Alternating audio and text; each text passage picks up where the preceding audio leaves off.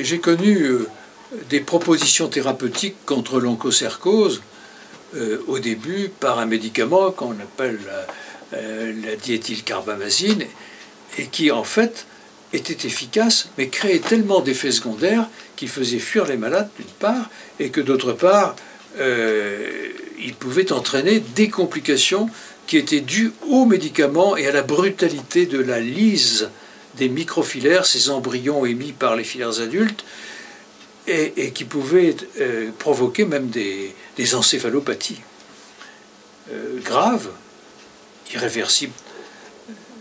Alors ce traitement n'était pas très efficace et c'est pourquoi on se tournait à l'époque plutôt vers la lutte contre le vecteur. Est arrivé un médicament extraordinaire, lui, qui s'appelle l'ivermectine, et l'ivermectine, qui de plus a été donné par son producteur, a permis de détruire un maximum de microfilaires, c'est-à-dire les embryons de la filaire qui circulaient un peu partout dans le derme et qui, en étant détruites, elles ont empêché les simuli de les pomper alors qu'elles piquaient le sujet qui était infecté, et on a réduit ainsi le nombre de porteurs de microfilaires et donc réduit la transmission de cette infection. Une révolution thérapeutique qui tient à l'arrivée d'un médicament moderne, administrable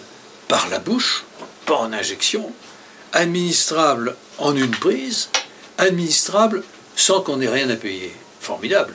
On peut chercher un médicament qui sera plus efficace sur les filaires adultes, productrices des embryons qui sont à l'origine des complications. On en est sur le chemin de l'éradication de l'onchocercose. Ce n'est pas encore acquis, mais c'est en bonne voie et il faut poursuivre dans cette direction. L'onchocercose sera peut-être, dans quelques années, une maladie dont on parlera encore dans les livres qui n'auront pas subi une réédition, une actualisation, mais ce sera considéré peut-être comme une maladie d'autrefois. Voilà une victoire à rapprocher peut-être dans l'avenir de celle trop rare comme l'éradication de la variole.